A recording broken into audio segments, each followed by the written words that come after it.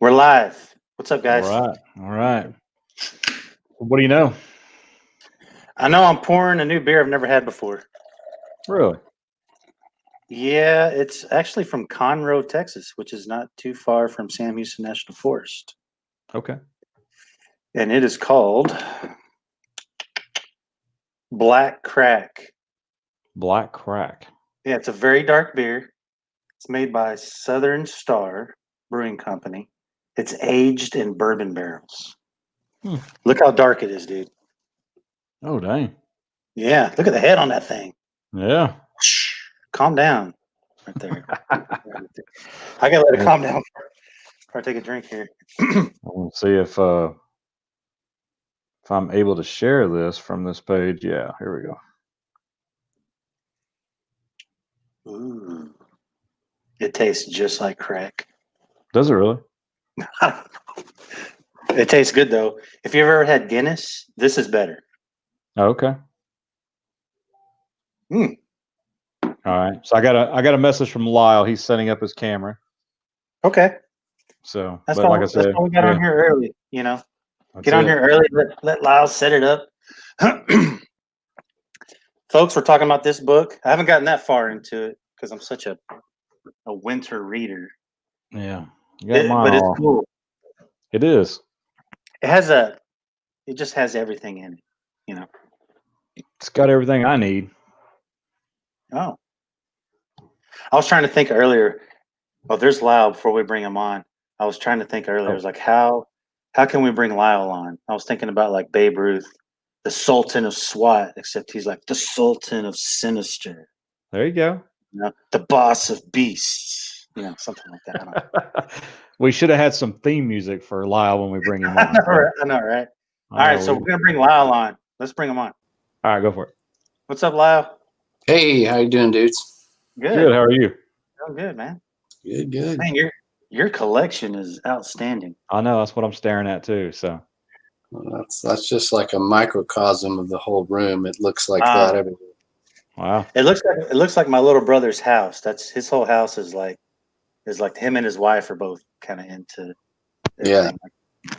It's always This fun. is my office cubicle. Yeah. I guess. This is my office. It's your think tank. Yeah. It's where you get creative. Where the sinister ideas come from. Sinister. I'm talking about. That's your segue, Shane, where you go right into the book. So I know. So yeah. I've been reading it. I just started it. I'm about a sixth of the way through. I really like the way you write these because I'm not a huge reader, except for in the wintertime. I'll read, but the way you've got these in like little segments in each chapter, because I can stop and then go back and pick up where I left off. I almost don't even need a bookmark. But yeah, I mean, and I kind of write them that way on purpose, like the way I would want to read them, like literally. I try to be engaging and to break it up into some sections, because in some ways, I mean, it's an entire narrative, but it's a reference book too. Like, okay, I'm going to, wherever Okefenokee, and you can look up and you can read those sections, Mm-hmm. Yeah, and I'm similar to Shane in that too. I'm not a big reader. I mean, I wasn't as a kid, but as I got older, I just make myself sound like an idiot. But I just don't read much anymore, and I'm a very visual person. So I got one of your books a couple years ago. You signed it for me. I think it was when we were at Honubby. I gave it to my daughter, who's an avid reader. She loved it, and then I got this one, and it's kept my attention. You know what I mean? And I think it's just because of the way it's laid out with the short stories in it like that. And then I thought, well, I'll read a couple and I'll call it a day. But then I just kept going and kept going. I actually found myself on the back porch and I read till it was almost dark. So it was a great evening for me, pretty relaxing. So, Lyle, you have made strides in Brian's life. You have. So.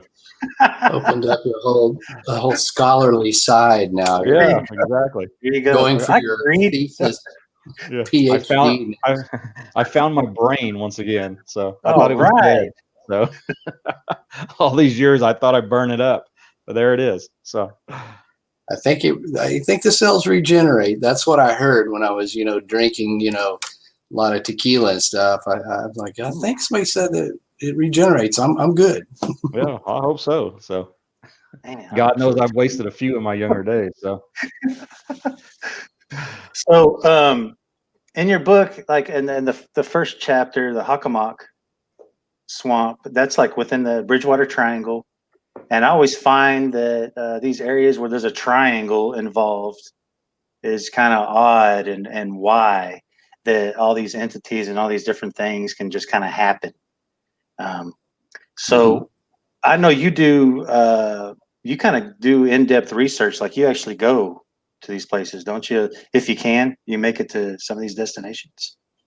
Yeah, I try to get to all the ones I can. Gives me an excuse to do some adventure with purpose, but also, just to bring the reader into it. So, most of those swamps I've been to. Hockomock is one I haven't.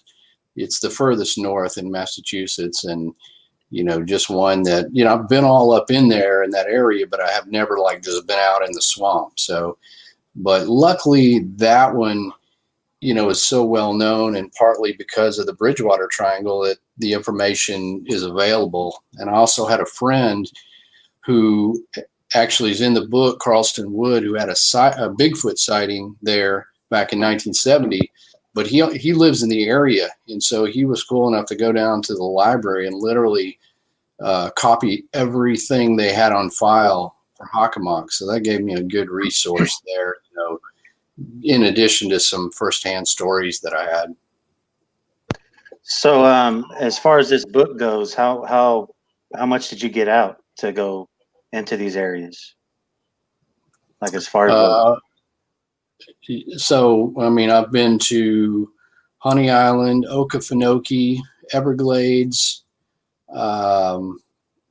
Mercer Bayou, of course, Caddo Lake, Bayou Bodcow. What are some of the others? Trying to think what all's in there. Altamaha River Basin Swamp. So about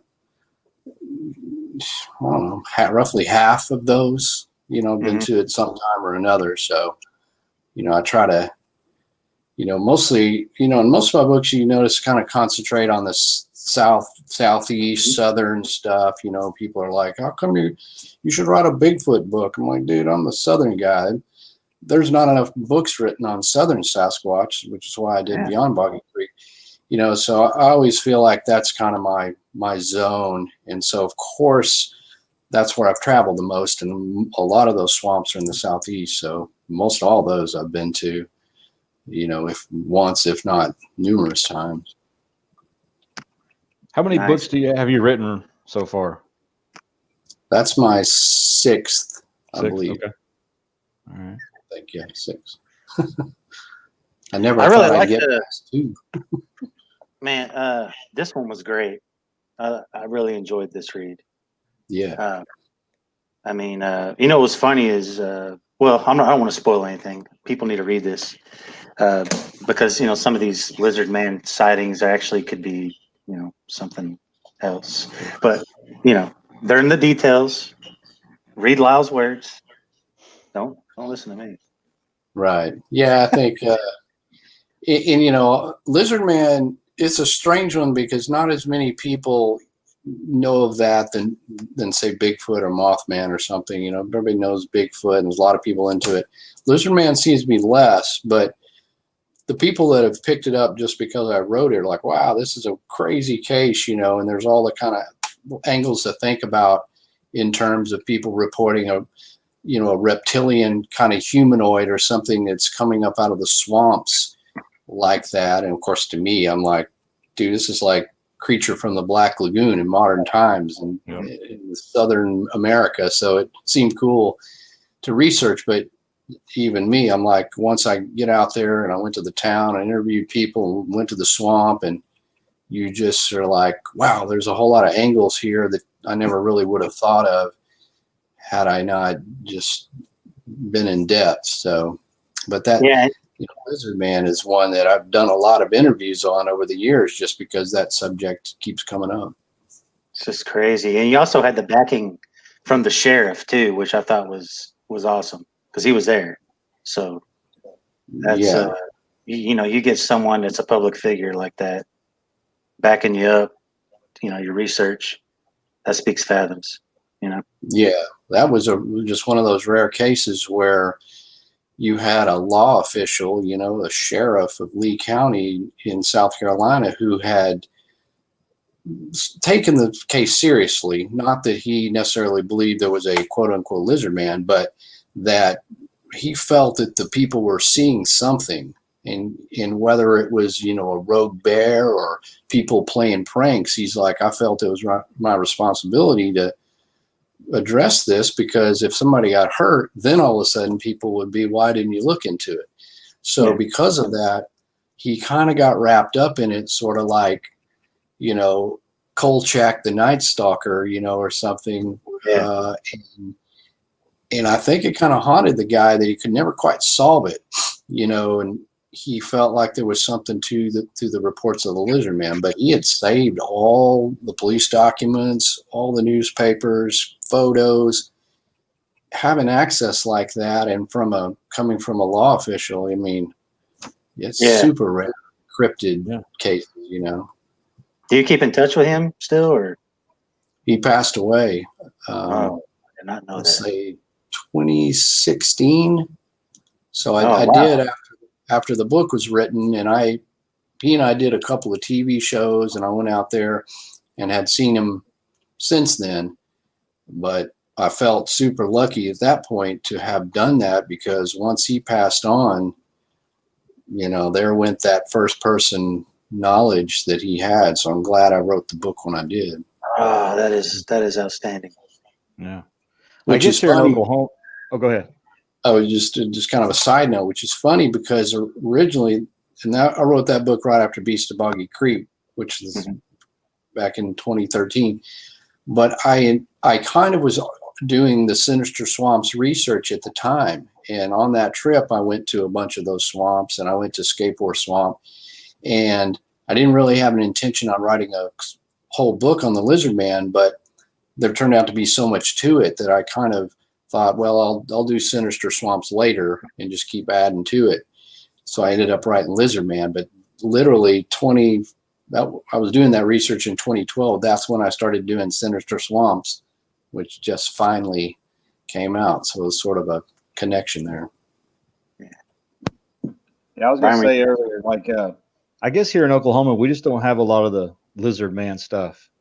I know of one sighting in Oklahoma City, and I was curious enough just to go check it out, just to see, what would be there, why would it be there, how could it be there, things like that, because it's right in the city. Actually, it's close to Will Rogers World Airport, and so I drove by and I just kind of looked at it. But yeah, there are some creeks and stuff like that, but I just never really got into that part of it, because one, I've just been so wrapped up in Bigfoot, because I mean, that's where I'm at. That's what I'm looking for. But it just seems so unreal to me. I'm like, how would a lizard man be right here, in the middle of Oklahoma City?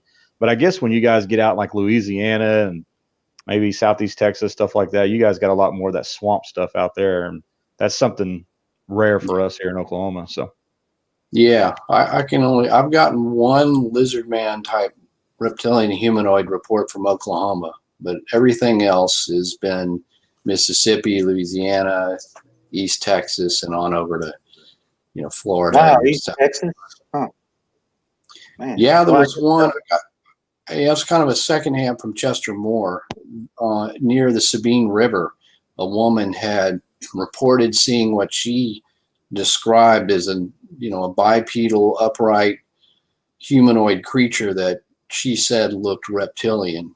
So I never actually spoke to that witness, but it was one that Chester and I were talking. He goes, oh yeah, once this lady. So, but of course those reports are so few and far between. It's not like Bigfoot. You could, find, 30 in one little small area. Whereas, if you got 30 lizard man reports in the whole U.S., it would be, it would be a lot. So much more to Bigfoot. Yep. Wow. So what was your favorite chapter in Sinister Swamps that you wrote? I like the Okefenokee section just because I was impressed by that swamp, and that's located in southern Georgia, almost down to Florida. And it's just a massive place. I mean, it's huge. And, you know, just going there, I mean, swamps look like swamps, of course, but I was just impressed by the sheer size and just some of the stories that have come out of there. And there was one I was very familiar with called the Man Mountain, which dates back to 1829, I believe. And that's like one of the earliest Bigfoot-like accounts that run in a newspaper. And this was a tale where a father and son had been hunting back in the Okefenokee swamp, and they came across these huge footprints. You know, they were man-like, 5 toes, but looked huge. And they like, what is this? You know, so they came out and they were talking about it in the town. And so some hunters decided, wow, that's, you know, I don't know what they thought, it's a giant or whatever, but they decided they were going to go in there and hunt this thing. And they went in there, and allegedly they were camped in there, and all of a sudden this big, huge, you know, 8-foot tall, bipedal, hair covered thing comes out and attacks them. And they start shooting, and some others, and allegedly some of the hunting party got killed, and they ended up finally shooting and killing this thing. And but they were so scared because they could hear others in the woods, and they just thought that they're just going to kill us, that they just left the thing and took off. And then that got printed in the paper. So, you know, I'd heard about that story. So it was cool just to go to Okefenokee just to look and go, well, here's one of the early Southern Bigfoot stories. And then, you know, once I started learning of other tales, like supposedly Flight 19, the squadron that was lost in 1945 off the coast of Florida. It's a famous thing, often associated with the Bermuda Triangle. You know, I knew of this when I used to watch old, you know, Bermuda Triangle documentaries, but some theories were that they had possibly turned inland and either crashed in Okefenokee or the Everglades. And you think, if they crashed inland, this is 5 torpedo Avenger bomber planes. How in the world? But when you get out there, you're like, dude, if the planes crashed out here and just sunk, you know, you would never see it. And so, you know, I was there with one of my research partners, Cindy Lee, who lives out in Georgia, actually. You know, I'm paddling by, I'm thinking, wow, what if there's a plane underneath us, you know? And so, you know, there's a lot of other tales, from pigmen to spook lights and all this other weird stuff in that swamp. So it just seemed to have kind of a little bit of everything. I bet. That's crazy. Another triangle scenario. So have you ever heard or watched anything on like the Alaskan Triangle? I know there's a show going on about it right now. And do you think your efforts will ever get pushed that far to go check that out? Or probably not. I'm not very much of the cold weather snow. In fact, come on, man, they make black air muffs, man. They do. You know, like the park at Duster thing, and look really cool. But I mean, the funny thing is I was actually Ken Gerhard and I have the same television agent, and the show, which became Missing in Alaska, came across and was kind of thrown at us. And I'm thinking, you know, it's like, you got to go to Alaska for 3 or 4 months. And I just said, dude, I'm a swamp Southern guy. I'm not going to Alaska. You know, not that I would have got the part over Ken or anything, but Ken ended up taking the job. And he said they got there, first day, they just go out there, and whatever coats they had provided, just that wasn't going to cut it. So they had to demand better gear, because these networks will, you know, try to cheap out. But I'm like, skimp on you a little bit. I'd have been dead frozen the first day. Show over. There's no way. So yeah, I don't know. I mean, but the triangle thing is cool. I mean, and there is, you know, like Bermuda Triangle, Bridgewater, Alaskan Triangle, where they've identified these areas of paranormal activity, because there's always creatures and other phenomenon, which is why I did the Caddo Triangle section in this book. I don't know if you got to it, but oh man, I can't wait to get to that. Then. I decided, dude, we need our own triangle down here, Yeah. and everybody's got a triangle. So I have defined the Caddo Triangle, which is much more specific to Bigfoot in this case. And what I did was I kept seeing all this correlation between Fouke, which is Mercer Bayou area, down to Caddo Lake, and then over to Louisiana in the northern part to this Bayou Bodcow area.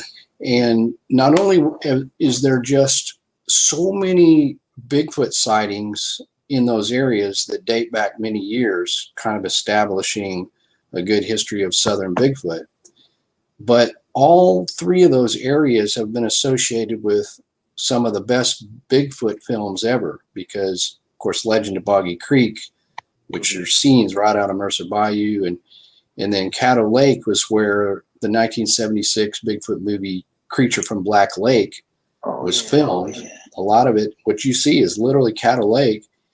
The stories that inspired them to do Creature from Black Lake came out of sightings from Bayou Bodcow. So I was like, what are the chances? All these areas, a lot of Bigfoot sightings, and also had inspired what I consider two of the best all-time Bigfoot movies, that these areas out of the South could claim that. So that's my triangle. And of course, as you guys know, if you were to go in those woods, your chances of a Bigfoot sighting would greatly increase, just simply because there's swamps, forests, and a long history of sightings. I was out there last December, and Thornton's Well, and yeah. I want to camp out there. Area is pretty cool.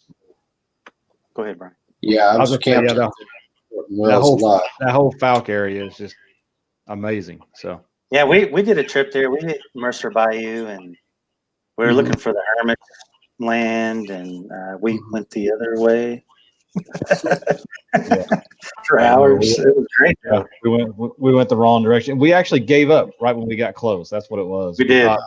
We thought we must have passed it, and then we turned around and paddled all the way back to find out later that we were right there. So yeah, we'll try again. So it takes a while. I mean, I've been down there researching since 2009, very solid, and I'm still learning, because the old timers will say, we're here, and go over the drag over, and you go down to Little Mound, and over, it's like they just throw it out like, wait, now what, where?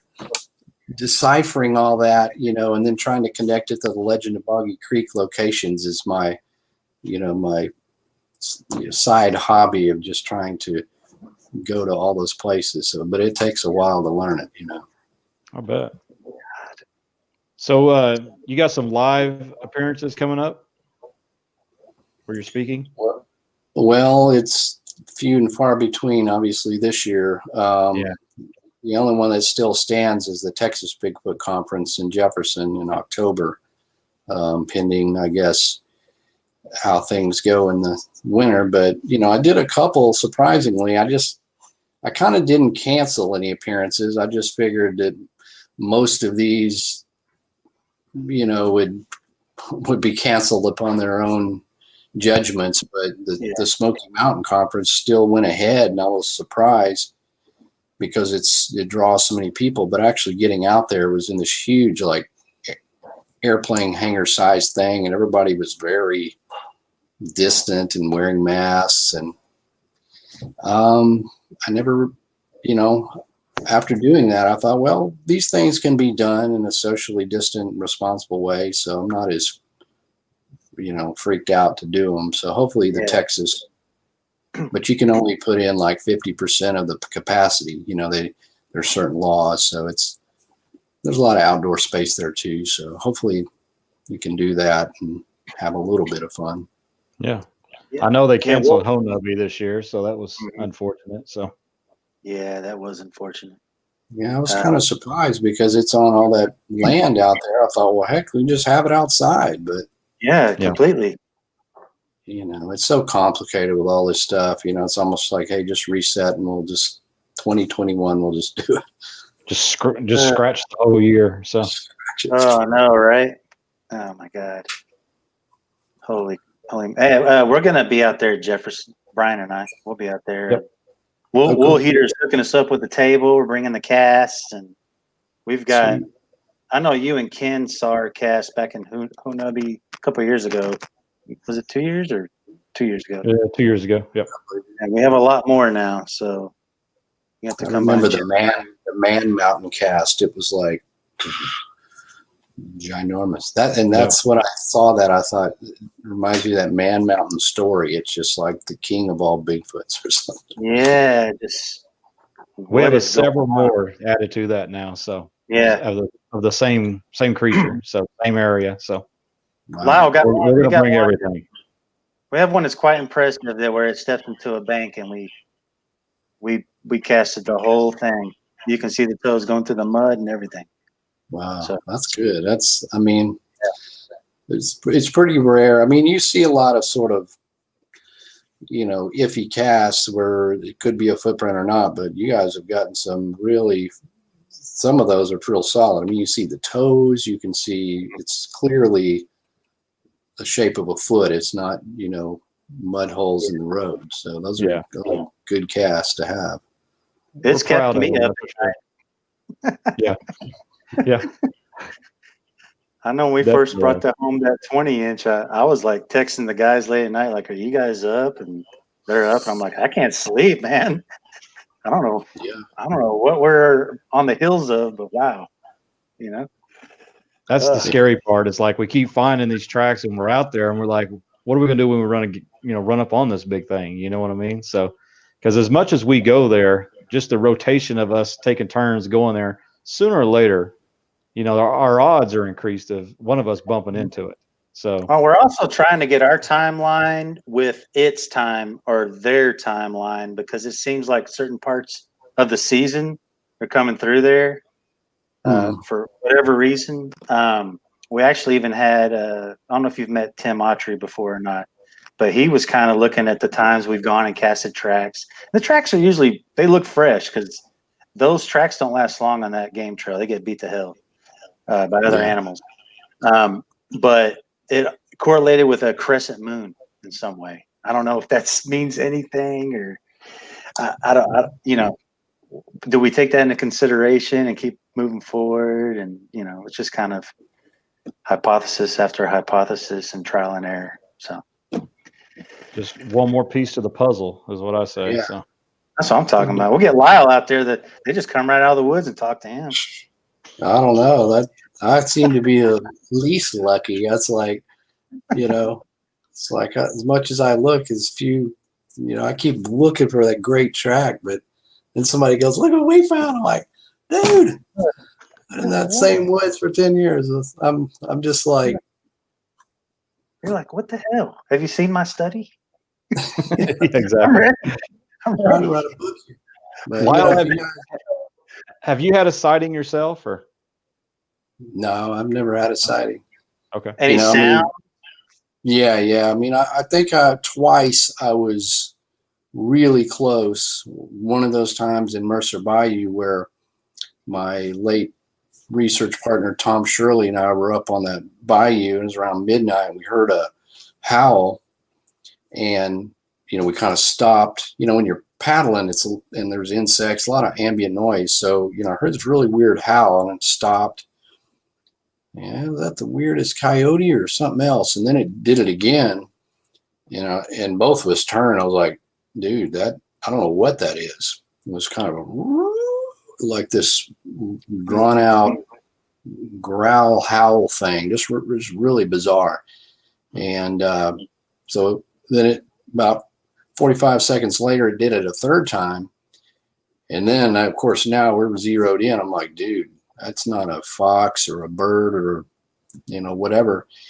And so, we just kind of sat there and trying to get out the recorder or something. And it didn't do it again. And so, we finally ended up turning and going back down the bayou. And about the time we got back to the camp right there at Thornton Wells, we pulled the canoe out and went up on that hill where you can put the tent up there, and then boom, the same howl, whatever this thing was standing right across the water of that channel from where that boat ramp is, and just like went up. And I'm like, oh, dude. So he's trying to grab the recorder. I grabbed a flashlight and just bolt down that hill through those leaves and trees. And I'm just trying to shine the light. And whatever it was, it took off. And then it howled again, probably 50 yards away. I mean, it was hauling. And then we, heard it again and again. And then it was just, then after that, you could hear the coyotes kind of come up nervous.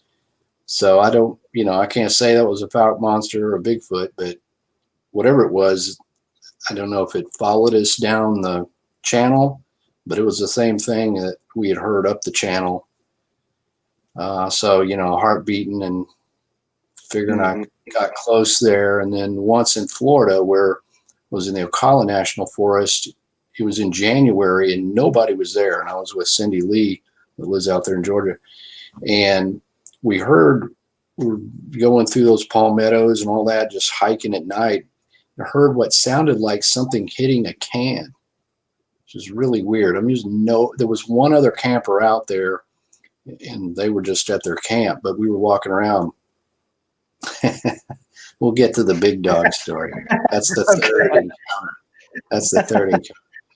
And then, I hear what sounded like something hitting on a can. I'm like, what hits on a can out here? So again, I said, hold my coat, I'm going in. And I jumped into those woods with a light, and I heard something then get up and bolt off. Definitely bigger than a deer, something big. And I'm kind of shining. I stop. I'm trying to look, hear nothing. Then I kind of try to go closer to where I heard the footsteps. And then as I would go closer, it would run a little further. I never could catch up with it. Finally, I gave up. I just ran in there. I didn't want to get lost, of course, but there are bear in that area, in the Ocala National Forest. So I can't say it wasn't a bear, but bears don't usually hit on a can. Yeah, maybe those two things are connected. And then the third encounter, I was actually showing some people Boggy Creek. It was on one of the tours we did after the festival, and there's a little spot on County Road 9 where it's a good spot to get out and see Boggy Creek. And if anyone wants me to baptize them in the creek, I'm willing to. No one's ever taken me up. And as I was standing there, you will, I know. I'll do it. As I'm standing there, all of a sudden I hear this strange, horrible howl come up. And I turn, just kind of startled me. I turn, and standing there, like right there next to Boggy Creek, was Big Dog Mendoza, as big as a Bigfoot. And he had made this howl on his phone. Wow. And we all laughed, but yeah, that's kind of the time I scared Lyle. Wow. I wonder if your howl you heard is similar to the one that we recorded in Southeast Oklahoma, because you talk about the coyotes kind of being a nervous right after. Ours is similar to that too. Yeah. You have these two things howl to each other, and then coyotes just go ballistic after that. So I might have to send you that audio file and let you listen to that and see if that's similar to what you heard. So. It was like all those coyotes were like on fire, just like, I was like, oh, when I heard that, because Brian was out there, I just heard the aftermath. Holy crap. Yeah, they go nuts. That was the same kind of thing. And I've listened, there's a howl from Mississippi that I had heard, several years ago. This sounds very much like it. and I've heard some other recordings that some guys have gotten near Falk that they all sound similar. And, you know, it's not a coyote, but whatever it is makes those coyotes freak out. Yeah, they go crazy. I wish I had a way to play it right now. I would. I don't know if this mic would pick it up or not. So, you know what? Like always. What? Go ahead. No, I was just say we have a recording of ours, but we didn't have a parabolic mic hooked up when that thing was going, and then the ambient down in the swamp, the ambient frogs and stuff just pretty much drown it. I tried to isolate it, but you just can't get you just really don't have the same effect as when you heard it live, you know. Yep. Hey, Lyle, send it to me, man. I use Adobe Audition, and it has a awesome capture noise sprint tool you can use. And no matter if it's drowning out that sound or not, it'll pick up that one little insect sound. It'll take it all out across the board.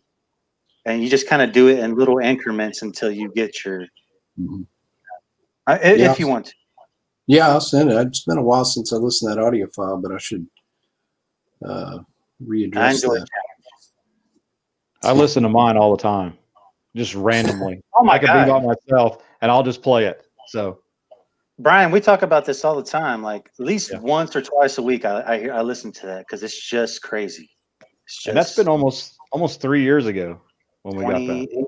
It was 2017, November 2017. Oh, it was 17. Okay, so this November will be Yep. And I still listen to it, and everyone I run into, I'll play it for them. You know, I keep it right there on the phone, just on standby. So. Yeah, dude, I played it in the surround sound downstairs one night, and the cats were like freaking out, like, what is that? I'm not gonna lie, I was freaking out that night. So because I only caught it one time on the audio, but this was something that howled behind my camp all night. I mean, it started right after sundown, and it did it like every hour and a half. I mean, until 8:30 the next morning. And I don't know. I don't want to say I was scared, but I was scared. You know what I mean? Like I had my son there. We were deer hunting. We weren't even Bigfooting. And I laid in my tent, and this is no lie, Lyle. This is no lie. I laid in my tent. I had an axe next to me. I had a knife, a pistol, and a rifle. And I just stared at the top of my tent thinking, man, this thing is going to walk up and I'm going to see it reach over my tent and pick me up like a taco and just run off with me. And so I'm laying there, and I didn't sleep at all. And my son's over there just snoring away, and he heard it too, but he's not a believer. And so he's like, oh, that ain't Bigfoot. That ain't Bigfoot. I'm like, well, what is it? And he's like, oh, it's something else, but it ain't Bigfoot. So he's sawing logs. It's a whippoorwill. Yeah, I'm like, man, this thing's gonna come and get my kid, or anything. Of course, he's bigger than me. I mean, he probably could do better fighting Bigfoot than I can, but you still want it, you know what I mean? Because it's your kid. So I'm laying there with a finger on the trigger and a hand on the axe, like ready to do battle if this thing comes at me. But it did it the whole night. I called these guys the next day and said, man, you guys ain't gonna believe this. I was like, I think I got this on recording. And then I think Kendall came. He lives in Northwest Arkansas. He came down the next night with us and heard it again that night. So whatever it was agitated that we were in that area. And that's our area that we call Bison now, that we go to, we've been going to for a few years. So it's just amazing audio. So yeah, that's awesome. As much as you or us kind of romanticize the Bigfoot encounters and things, and we've read stories and we're out there, it's a different thing when I heard that howl and things like that, when you're kind of out, and especially if you're in one or two people out there in the middle of nowhere, that's when you just go, wait, man, this is the whole nother thing. Because if this thing walks out of the woods, what could happen? It gives you that perspective that you don't get if you're reading a Bigfoot story on the internet versus I'm in the middle of nowhere and some weird thing is howling. It's a whole different deal. So. Yeah, especially when you feel like it's agitated. It wasn't like it howled and then walked off. I mean, it roared at us and just kept Right. doing it and kept doing it. And so I'm thinking in my head, I'm psyching myself out. I'm like, this thing's ticked off. Like I'm too close to where it wants to be, and it's annoyed at the fact that I'm not leaving. And it does that for 2 nights, and I don't know, maybe it's the same thing that I saw a couple years later, very well could be. And I know we joked about I spent so much time in that area, like I was telling these guys, I logged my camping time in 2018. I spent 62 days there. So we joke about, well, they probably know me very well. They know, like they probably knew my vehicle. They probably knew my smell. So maybe that's what allowed me to finally see this thing, is that same guy, that same guy that's not doing anything bad to us. It's just a guy walking around. And so I finally was in a spot to put eyes on it. So I don't know. That's just my idea, and that's given them a lot of intelligence, but I think they are. I don't think they're this elusive by being stupid. So They're like, there's that guy with the little Debbie snacks.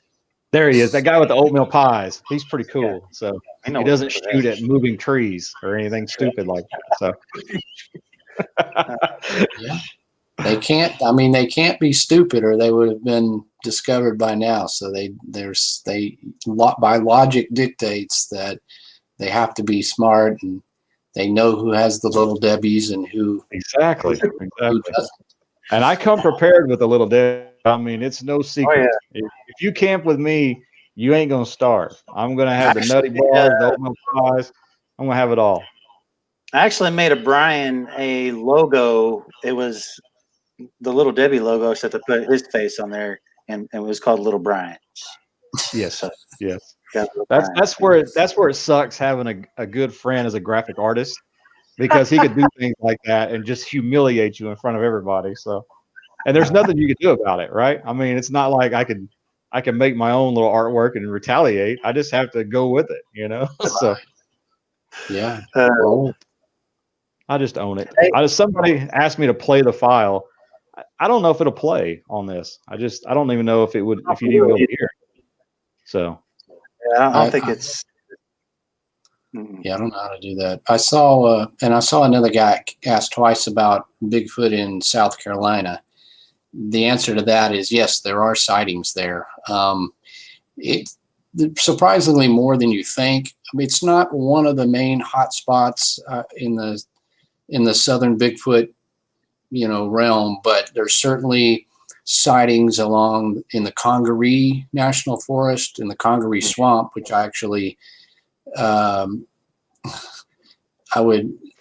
which is actually in my Sinister Swamps book, and then along the watery rivers and in those areas, because they're just, woods, waterways, and the typical places where you would imagine to see Bigfoot. There's also some old newspaper articles. Rock Hill, South Carolina has an old story. Some of those are in Beyond Boggy Creek, where I talk about the whole Deep South, but there's pretty cool stuff in South Carolina, and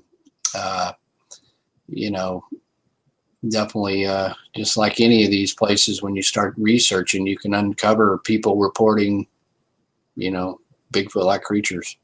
Yeah, that's always the hard part, right? Trying to get these people to come forward and be confident, and tell you what they encountered without you looking at them like they're crazy, or they probably had family putting them down and stuff. So, oh yeah, it's much easier now than it was even a decade ago to get people to talk. I mean, since the age of Finding Bigfoot, where people are more aware of, like, well, other people saw this, I guess I'm not crazy. Mm-hmm.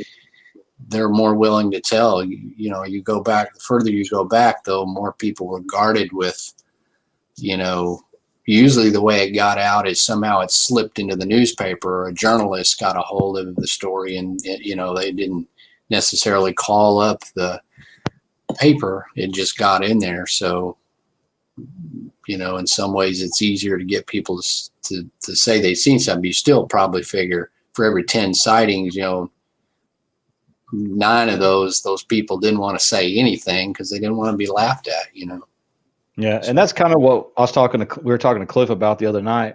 Bigfoot's just so mainstream now, like back in the day where people didn't really want to talk about it. I mean, it's everywhere now. Like it's not uncool to look for Yeah. Bigfoot. You know what I mean? And back then it was like, I mean, you could be just a loon at that point. You know, you're looking for what? And I still get that some. Oh, I But did too. but you know, not like it was then. I mean, it's mainstream enough that I think a lot more people are confident with coming out and telling their story. So What also helps it with the track cast, it helps having those because it solidifies something tangible and they can look at it, touch it, measure it, shine light on it, whatever. I've had people look at these things, and I had an ex-Dallas cop look at these tracks and was like, I have never seen anything like that in my life. And he was an avid huntsman. So yeah.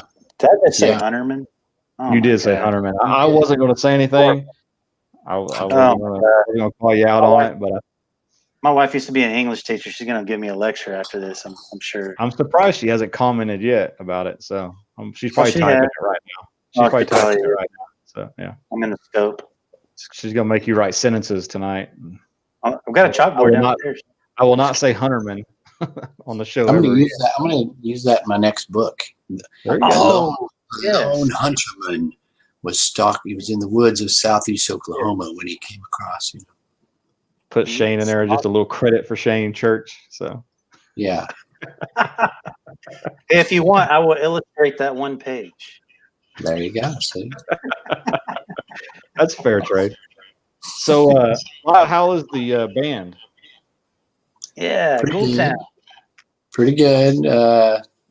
Luckily, I mean, obviously, this would not be a year to have done a tour or anything, but we were already in production of a new album, which I try to record every 3 years or so at this point with an album, which, you know, we got a good fan base, and, you know, that's kind of how I make a living as a musician and a writer as well. So, you know, it gives me a break too, you know, like writing and stuff, and it's fun to do both. So luckily we had been in production. So we finished recording the album, and now we're working on getting the vinyl records and the CDs and all that stuff in line to release in late October. So all things are doing good there, and we're happy about the new album. So it's something exciting. Now, did you do a crowdfunding or something like that for the album? How'd that go? It went really well. Yeah, okay. We got way over what we had asked for. We decided to do that this time. Normally, we've never done that. This is our 8th full-length studio album, and they've always been recorded in traditional ways or labels. But the reason is because people now, like a lot of people, ask for vinyl, and they want perks and special stuff. So we thought, well, this is just a way to let people define what it is they want up front. And obviously it's great if we get those like sort of a pre-order where we're not putting up the funds first. It certainly will make the money back. But so what the heck? And, you know, with the weird stuff of 2020 and all that, and we just thought, let's just let the fans decide, you know, how this is going to go. And, you know, it is kind of more complicated than I knew it would be complicated, but, you know, offering all these different packages and this and that, you know, and then I don't like taking money in advance of something I haven't actually produced yet, but it worked so well, and we made well up and above the minimum we asked for, which is great. So we're going to shoot an extra music video, you know, with the extra money once we can kind of get a video going. So yeah, that's cool. Speaking of videos, are you going to have Elvira, Mistress of the Dark, reprise her role in your video?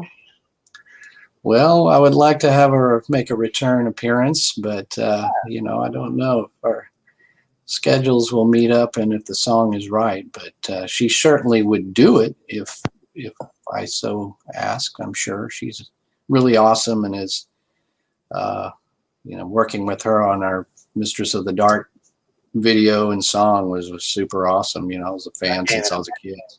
Yeah. Oh, she all of us young boys were a fan of our Mistress of the Dark. Yeah. And she's still hot as ever, dude. I mean, I know, man. She must have. with somebody, right? The dark forces. Yeah, she's just so like she's just one of a kind, so witty and fun and beautiful and smart and these are the kind of things that happen to me that I never would even expect. I didn't go out and try to have these things happen. We just were in the right place at the right time, and our manager saw us play, and she introduced herself to me, and we got to talking, and one thing led to another. Next thing you know, we're in Hollywood shooting a video for a song that I wrote for her that, which is kind of a lot of pressure, it's like this song better be good. Like, Yeah. so, but yeah, I mean, it's just something that, is one of the high points of, well, not just the band, but obviously with my interests is my high points of my life, just doing stuff like that, Heck yeah. Hey, you're still writing for Rue Morgue, aren't you? No, I actually resigned from that. I wrote for them for 9 years, and I just can't keep up anymore, Yeah, I can see that. Because, I mean, I was doing that before I wrote Beast of Boggy Creek, and they were kind of instrumental because I was covering cryptozoology and cryptozoology within horror films and media for them. And of course, kind of Beast of Boggy Creek naturally kind of comes right out of that because a little bit horror film, a little bit like real life cryptid. But yeah, I just couldn't keep up with the column and doing articles. And I finally just said, man, somewhere I got to cut something.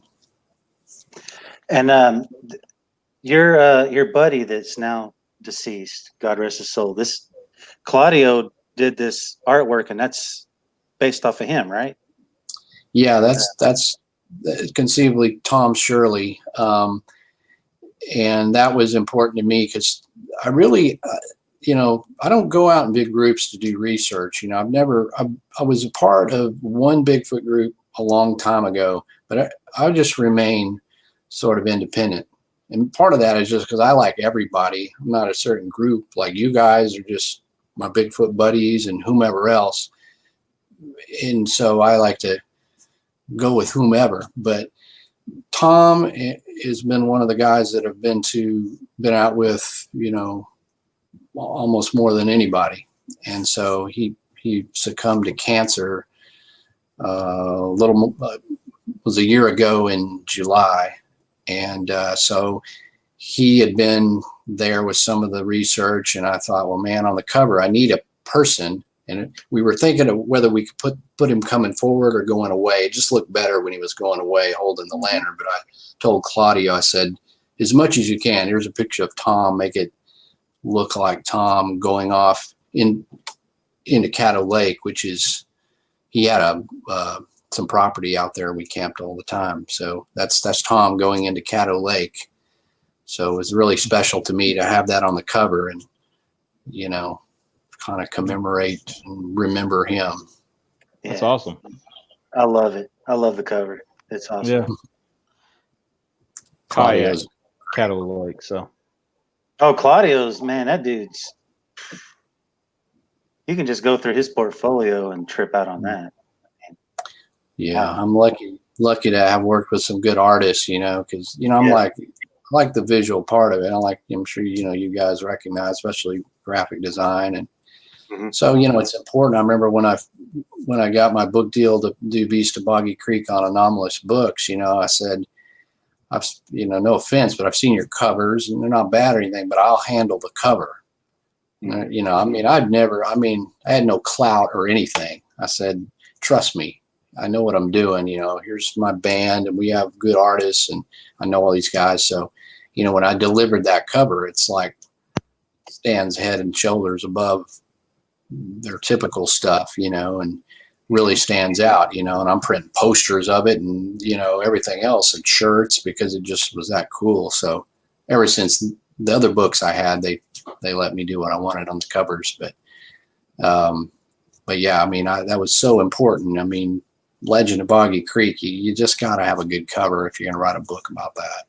Oh, Yeah, that was one of my driving forces when I asked you if I could animate your cover for like this little promo for this show today. I wanted to make sure it was cool with you because I know that was your friend, and just showing a lot of respect for that. No, you did a great job. I saw that. I was like, oh, dude, that's so cool. Yeah, it came out pretty cool. Yeah. Nice and creepy. Yeah.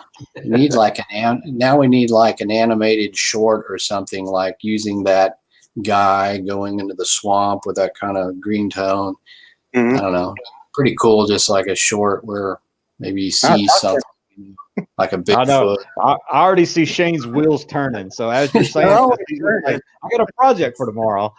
So he'll be sending it to you tomorrow afternoon. So yeah, something like that. Hey, you know? whoa. I already see you thinking over there, man. You're probably already making notes and everything. Like, okay, I like this, I like this. So I saw the look in your eye as he was talking. Yeah. I was scared at your face. Yeah. So he's brainstorming. So. Oh man, always never shuts off.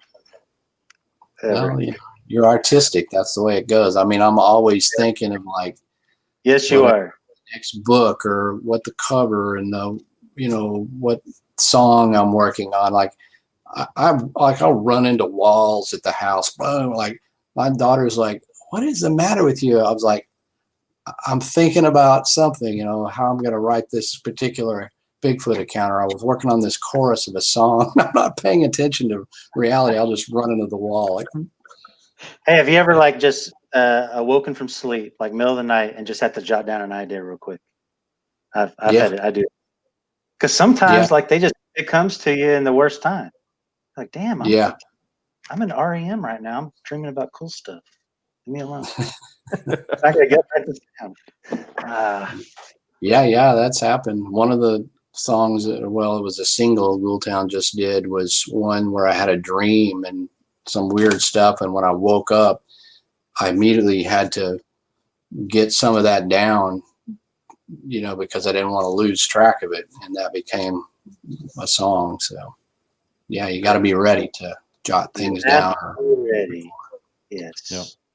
I used to keep a notebook on my end table, and I was told to write stuff down as it came to it. That was from a therapist. It was no great ideas. so that's unrelated to you talented guys. But my therapist said, hey, if you wake up in the middle of the night with some crazy thoughts, jot them all down. And so I had all these just really weird dreams. I finally quit. I was like, this is going to look bad if I'm ever like arrested or anything. So, let's just burn this stuff. Yeah, let's get rid of all this. This is evidence.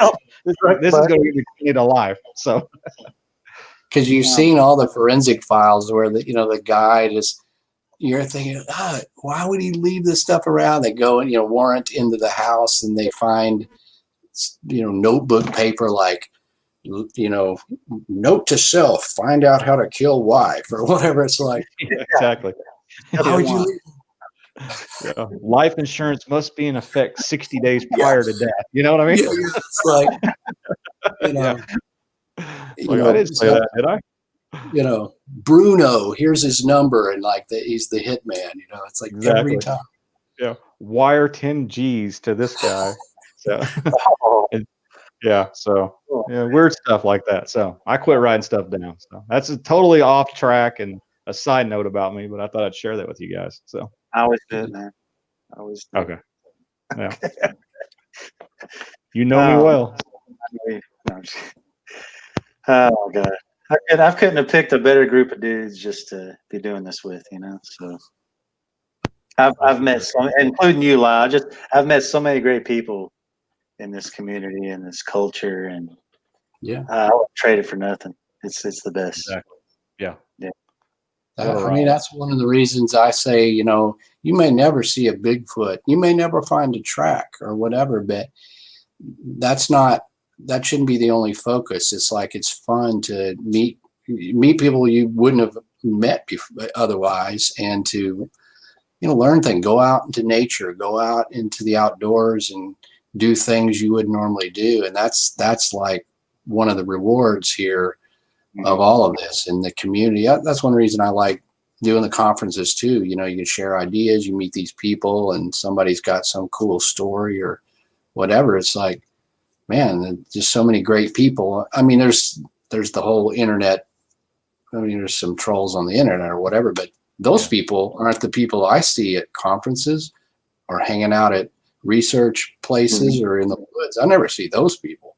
It's always cool. They're always just cool people, you know. That's the only people I come across. I had wrote a post one time.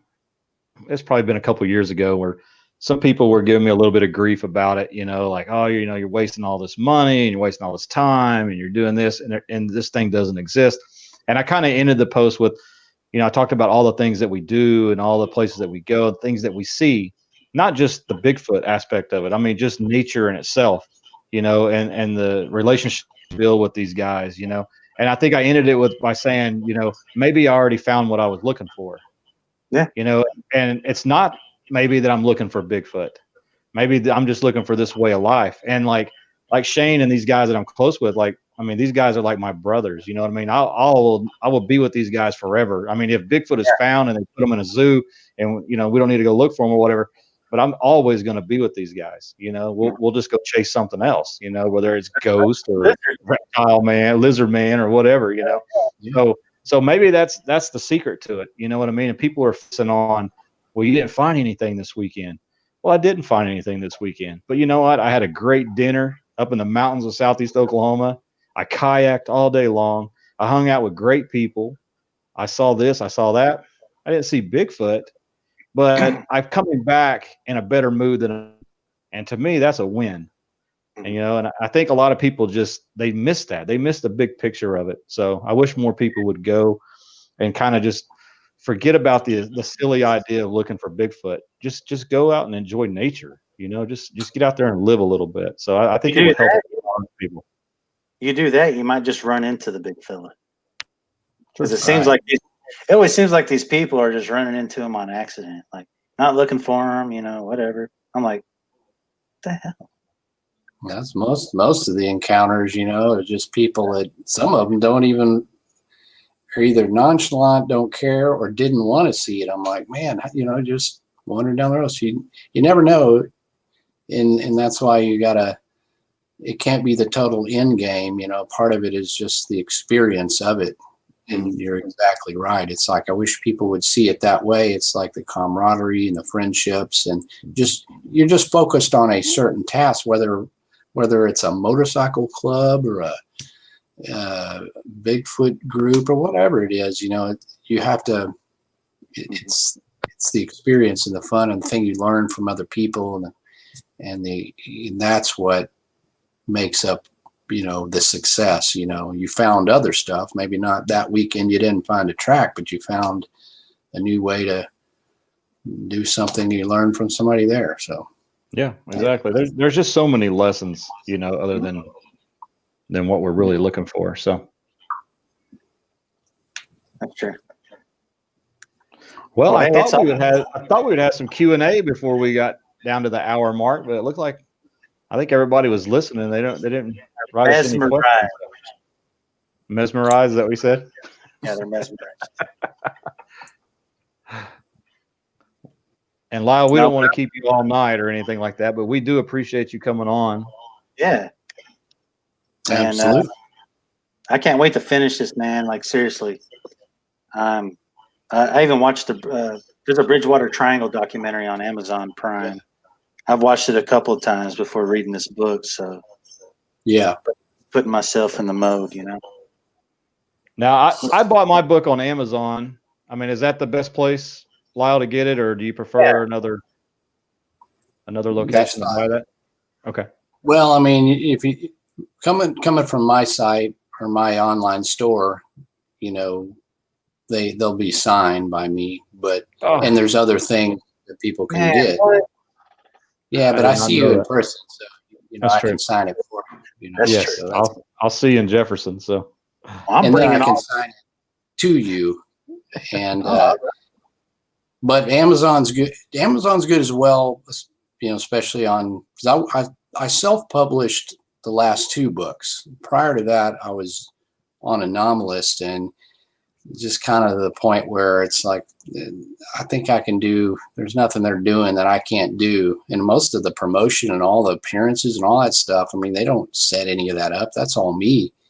Like, you know, I don't just, you know, as much as I appreciate having them to launch me and get me going. So So that's a better share on Amazon. Whereas if the books on the publisher are bought from Amazon, I literally get barely anything. Okay. So my site is always a better place, and there's obviously other Beast of Boggy Creek T-shirts and other things that you can't get anywhere else. But Yeah, the Monster Mart, I guess. But yeah, I mean, I always just appreciate everybody. And there's the store. is that it? Store link? Well, Yeah, that's my wife. That's my wife. She's a librarian, so she's definitely on your side. Oh yeah. Oh yeah. Same last name. But yeah, it's great. I mean, I've appreciated everybody over the years just buying the books and the feedback. And my favorite part is just like when I hear like you guys saying you enjoyed it, or I like this part, or whatever, and or some people like telling me which part of Sinister Swamps gave them a nightmare. I'm like, well, I did my job good. Yeah, There you go. There you oh go. yeah. Hey, one That more makes- thing, because I know you do a lot of presentations and whatnot at conferences. If you ever need like any help in snazzing it up, making it move, making it pop, I can help you out with that. Cool. Yeah, I like that movement stuff. Like I do. I'm pretty skilled at graphic design. Luckily, from the previous stuff, and partially from the band where I kind of had to, learn Photoshop. But I haven't done much of that movement kind of stuff and separating things, and that's really cool looking. I really like that stuff. So, yeah, my presentations might need to get a little bit more. Shane is the man for that. So you know what? And then Ken will be like, "Hey man, what are you doing? How did you do that?" Be jonesing you, right? That's how we do things. They're like, "Hey man, what?" We're always asking each other. Or when you set up your table, like we're always looking at the other guy, like, What's "Hey, going on? look, I got my T-shirt up, on a rack thing now. Ooh, I need that." It's a I'm flying mine for the drone. yeah. Yeah, exactly. We Just gotta need to compare. we need to reach out to Ken and have him on the show sometime. So. Oh yeah, Ken would be great to have on too. Yeah, Yeah. sure. That way people can be asked the hat jokes and be confused over which guy was which. We get a real big kick out of that. Be like, Oh my god. he's the guy wearing that black hat. I'm like, I don't care. We're like best of friends, but it's funny because it doesn't matter where somebody sees us. They just, we're like in two places at once because they're like, oh, there's that guy with a hat. I've seen you on those shows. Yeah. Or they come up and go, hey, I love the show you were on. I'm not sure if they knew it was me or Ken, but it didn't matter because they were like, oh, I know that guy. Yeah. Well, what we'll do is we'll put a poll on and we'll say who wore it better. And we'll let the people decide. No, we wouldn't do that. We one time, people are like, well, who wore it first? Well, Ken and I were trying to dig up the oldest picture we could find of ourselves wearing a cowboy hat or whatever, and I think we were both tied at like a picture of us at 3 years old. I've got one where I'm literally almost the same kind of stance with not this hat, and he had one, a little kid, he's wearing the hat. We're like, we were pretty much born with the hats. Yeah. Doctor got you out, slapped you, threw the hat on you, and gave it to your mom. Put the hat on, and which is weird because we were both singers in bands. Like, we had interest in this, in cryptozoology and stuff. And then we were frontmen for bands and both literally wore the same hat. And literally wore the same hat when we were as frontmen for bands, which was totally coincidental. And then, as cryptid research, I mean, he was there doing public stuff before me, but yeah, we get a big kick out of the hats and all that. So that's cool. Now I just wear it because if you don't, somebody goes, "Hey, where's the hat?" Well, you used to have a really cool hat that was camouflage that a certain group sent you a couple of years ago. I do have that, and I do wear that all the time. Like when I'm around the house, I'm not this goes into the vault. You know, it's sitting over there in a Gotcha. lock. It's like the Bat Cave, man. You got to put your cow. It is. It's become like that because I've tried to find a backup over these years traveling around. I can't find one. I'm like, well, this. I got to protect this. But your hat and another black one, baseball hat. Those are my everyday. And when I wear that one, sometimes people are like, did you find him? I'm like, Yeah. I forget I'm wearing the hat or it's backwards and they're behind me. Yeah. And I'm like, find what? Bigfoot. Oh, my hat. Yeah. Oh, I found it. Yeah. It happens to us too. I mean, I got the T-shirt on, and people ask me all the time. So I'm used to it. We need to actually make some more hats. It's been a while. I need to make another run of those. So Sure. Yeah. Yeah. Everything I have either has a Bigfoot on it or a some kind of Love Creep Show. monster. Did you watch the new Creep Show series? Yeah, this is the Shutter, like the Shutter version. Yeah. Oh yeah, I saw that was cool. Yeah, that was pretty cool. And Tom Savini, my buddy Tom Savini directed one of those, which was the Loch Ness episode. I was like, dude, it's encrypted. How cool is that? It is cool. It was cool, and it looked cool too. The monster. Yeah. Tom Savini. Yeah, he's a really, really cool guy. Really great guy. George Romero understudy, and then he understudied Greg Nicotero, so you can't beat that trifecta by any means. I'm a huge zombie fan, so right. Yeah. I met Romero before as well. I missed that one. Yeah. Yeah, I met a lot of the originals from Night of the Living Dead. Some of them have passed on now, but in fact, the guy that you see, the very first zombie in that, the first scene, Bill Heinzman was the actor, but we were doing a gig in, I want to say like Kansas City or something. Ghoultown was playing, and he was there, and he introduced the band, which I thought was the coolest. Like kind of the zombie from Night of the Living Dead introducing Ghoultown, like another, yeah. That's awesome. That is cool. Oh my God, I'm super jealous. That's cool. The only person I ever got to meet that I loved in my childhood was Adam West. And he was a great guy to meet. He was kooky and autograph picture. He was just great. Great dude. Yeah, I always heard he was like a really cool guy. Just appreciated the fans, which is always nice, What's up, Mike? So, what you think, Brian? Well, we're a little over an hour now, so I know Lyle would love to just hang out with us all night, but I'm sure he's probably got things to do. So it's up to you guys. Holy There's man! no audience questions here. Does anybody have any questions for Mr. Blackburn? I can answer anything. I can tell your future. Oh, there you go. Future readings by Lyle. This will be a new one. So thanks, Mike. I'm feeling good things in your future. Very good things. No. Now, Dustin said he would get you a new leather hat whenever you need it. So. I'm really digging the face hugger. I mean, that is a work of art. And so, maybe I could get like something, And in fact,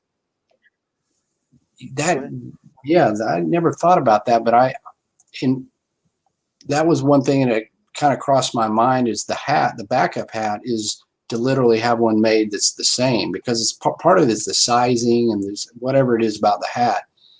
And I got this in Mexico, 20 something years ago or whatever. It's like I can't go down to buy it at, the Western store or whatever. But yeah, I may have to just like have one made that's just made to the same size. And then I'll tell you what, I think if you don't give it to Dustin, but if you let Dustin see that hat and make all those measurements. I bet you could fling that. Yeah. We can get it 3D scanned. Like, There you go. Oh yeah, He's trying to be he's trying to be funny now. He said he'll sign it for you. No extra charge. So food Dustin. there you go. Hi, Opal. Yeah, Conway. Conway's a fun spot. Hopefully next year. Shane and I are going to be in Arkansas at the end of September, right, Shane? In Mena? Yeah, we'll be in Mena. It's a Go ahead. Oh, it's Wachita? a property. Yeah, Shelley Austin's property backs right into the national forest. I mean, it's another one of those places where you kind of walk around and you're like, oh, you feel that? Yeah. So She talked to me about coming up there, but I'd already had something going for that time period way back before she even booked it. But so unfortunately, I can't make it. But thank you, Opal. Glad you liked the new book. That's awesome. Yeah, I can't wait to get deeper into this. You know what I like about this book is just all the different monsters and entities, the things that people are seeing. Oh, by the way, you know what? I have something for you to look at too. I'll send it to you privately of what I filmed out in my backyard in the sky. I know it sounds stupid and cliche, but we've got a municipal airport over here, and we see commercial air, flying to DFW, and this was completely different and weird. But I want to say it's a will-o'-wisp.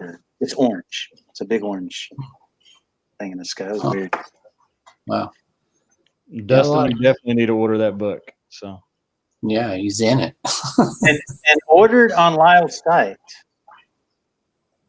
Order it on right here. Yep. See that? There we go. Boom. The librarian nailed it.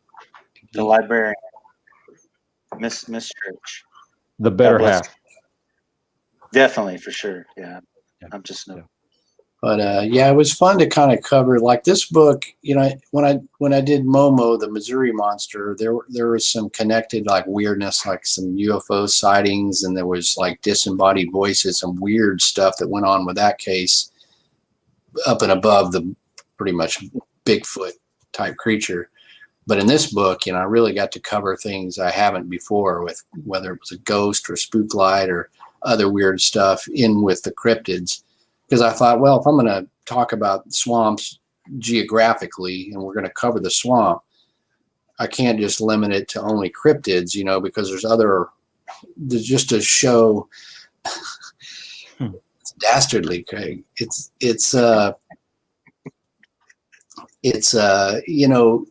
gives you the full effect of the swamp. So, being able to cover everything in there that was anything related to weird sightings, weird stuff. So it was fun to write about ghosts and things that I'm interested in that stuff, but as far as my books, have always been more cryptid. So it's really fun. Mm-hmm. So, hey, and you're narrating Mothman Prophecies. Wait, is that what it's called? Mothman Legacy. Mothman Legacy. Seth Breedlove's new film. Yeah, because you've actually narrated quite a few of his documentaries. Yeah, I've narrated all but 3, I think, of the Small Town Monsters. No, all but 4. So I've narrated. I think this is my 6th one, which is a kind of a sequel to our Mothman of Point Pleasant film. Oh, it is. Okay. So the Mothman of Point Pleasant, which was Small Town Monsters' 4th film, in which I narrated as well. That one, Craig thinks I need to write a book called Dastardly Deserts. I really think that's a good idea. And what was I saying? So the Mothman of Point Pleasant covers the main, the main sightings in Point Pleasant from 66 to 67. So Mothman Legacy, we pick up from there and talk about all the other weird stuff that's happened, with Mothman sightings and other stuff in that area. So this is going to be a cool film. And I've So seen this the kind of does this kind of go beyond Point Pleasant? yeah, Yeah. Okay. which they kind of both do in a way, because the sightings weren't simply confined to that one, a little bit in other areas of even in Ohio, right across the river and stuff. But so Mothman Legacy, it's Seth's best cinematic work yet, or well, the team. I can't you say. I mean, there's so many great guys that work on this, but so yeah, right after I finished recording with the Ghoultown album, I'd been doing vocals for 5 days, screaming and singing in the studio. Then the next day, I did the narration for the movie. Yeah.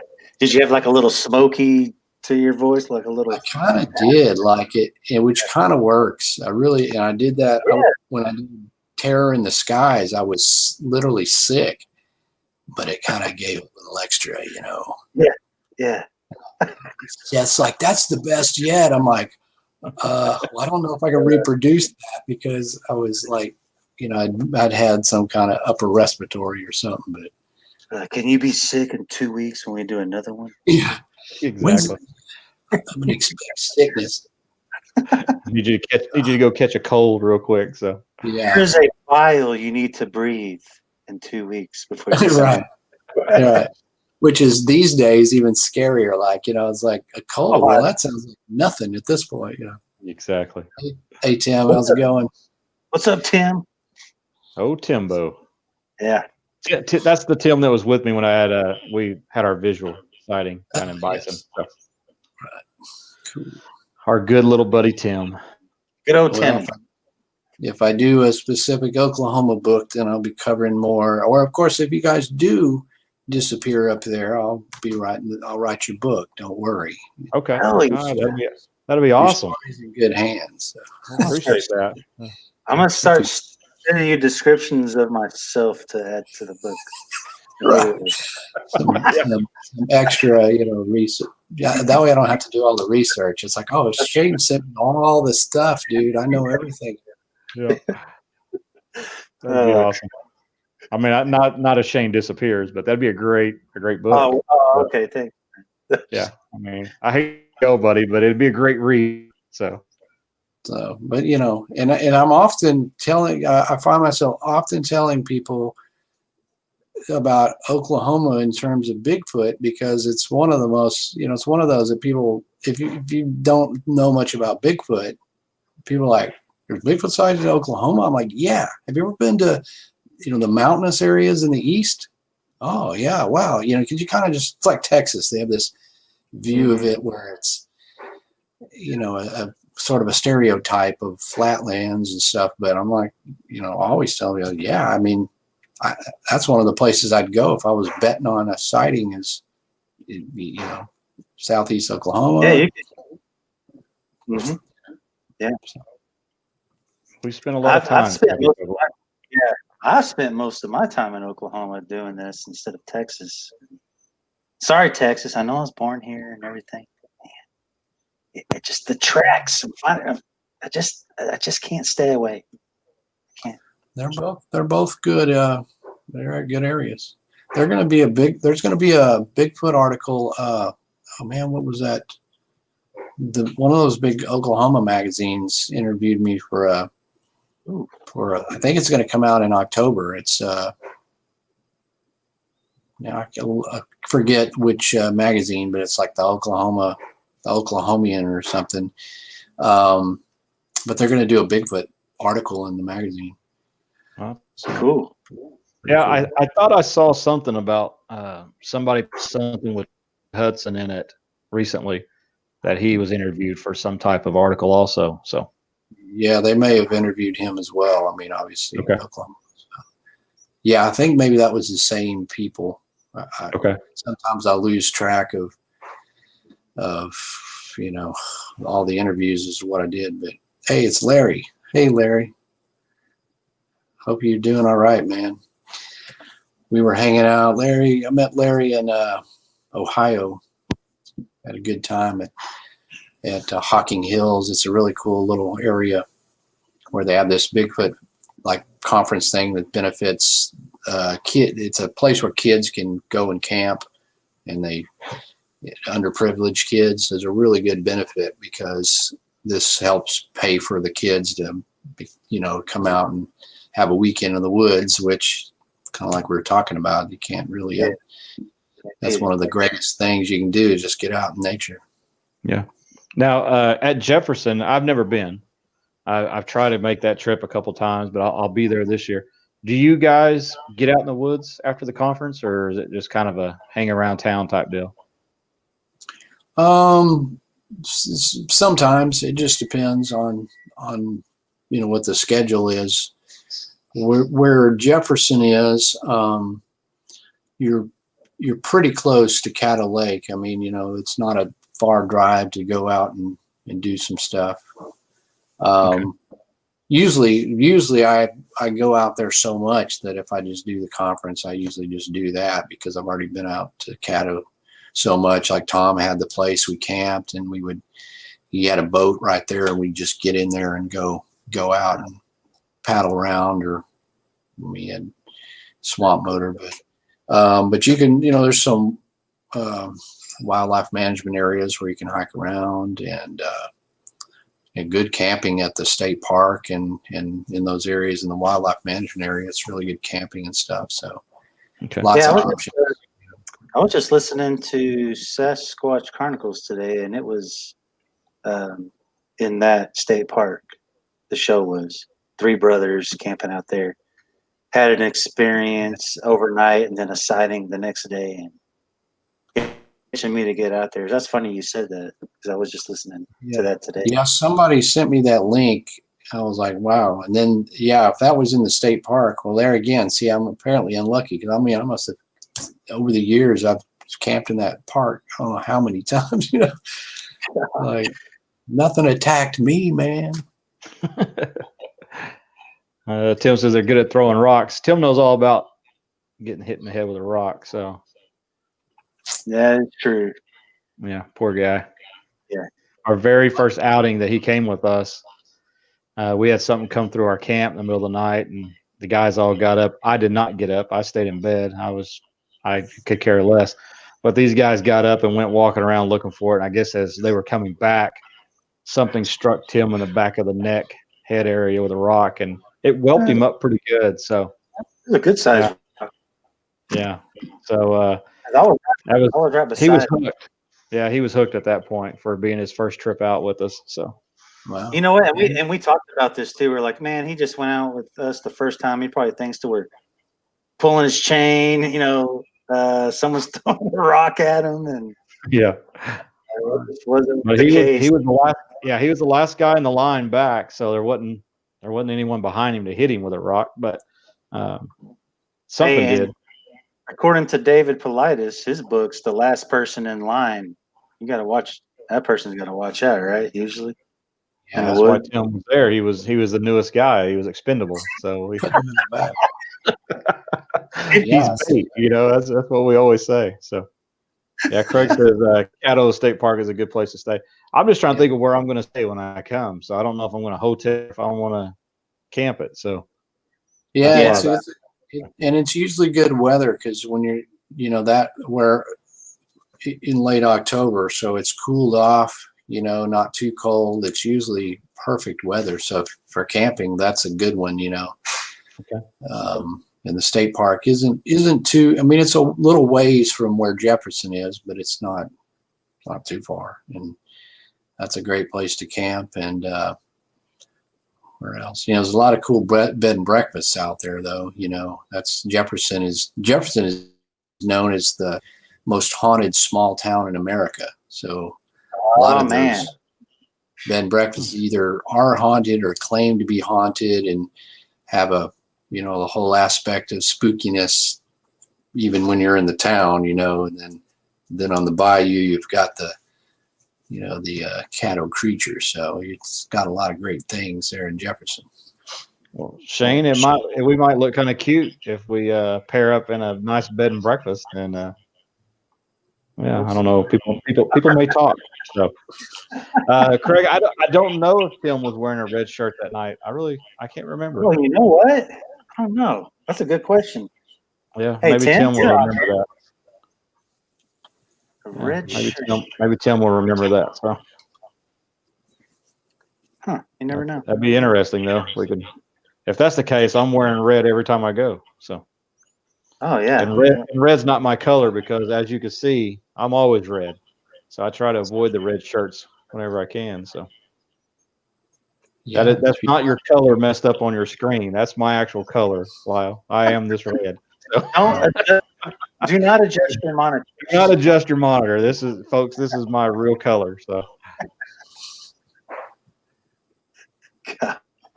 I'm patriotic. I got the red and the blue. I just need to look like a white bandana and I'm set, right? Hey, Yeah. so Very good. Lyle, the next time Mercer by you, you need to hook up and hang out, or if you want to come in for a second and point, we go and or whatever. It works for me, Because Take you down to the Hermit's Mound and stuff. that would be great. Yeah. Yep, that'd be awesome. Yeah. Yeah. I'm up there frequently. Usually it's last minute. I don't operate like, I guess my whole life is scheduled by gigs and events and all this other stuff. So my just casual time is just totally chaotic last minute. I don't know why I'm like that, but yeah, I'll holler at you next time I'm going up there. Especially Okay. once it starts cooling down. I don't have a lot of events and stuff, so I'm gonna get out there and go around. And Yeah, for me, it's about a 2-hour drive, which is not too bad. no, that's closer make than it me. I'm 3.5 hours. I'm Oh, about wow. 5. So Yeah. Yeah. so, Well, it's Brian, you only can always time. drive down to my house, spend the night That's at what my I'll do. house. That's what I'll do. That's We'll how we go do. from there. Yeah, that'll work. That's still, I guess we still live in a good close proximity because I have so many people that live all over the place. Like, man, dude, I'm gonna come down there one of these days, and they're way up in Wisconsin or wherever they're at. I'm like, oh yeah, I just drive up there whenever. Yeah, I know. I've had people like, you're so lucky. Yeah. So I feel fortunate to live within an area of, well, a lot of Bigfoot and cryptid activity, but of course, where I can go to the Legend of Boggy Creek Ground Zero, it's my thing. yeah, heck yeah. That is, I know, for me to get to Southeast Oklahoma, it's a little over 4 hours, but I've made that trip so much that, it doesn't seem like it's that bad of a trip, That's a I'm long there in no time. So, and it is, it's a drive, it's a haul, but I enjoy it. So oh, it's so worth it when you get out there. I hate to leave when I'm there. So I actually might be moving there one of these days. You never know. So we'll see. Right on. I just need to win the lottery first. Don't we all? Yeah. That's for sure. Oh, God. Yeah, people I think think that I'm like, I get reports like, hey, you need to come. I'm in an area and there's activity in my backyard. Can you come check it out? Yeah, sure. Yeah, I'm in New York, upper state. Well, that's not how it works, man. I can't just I'll fly up there with the team. Yeah, man. You just cover your nose, Check your it head out. down here.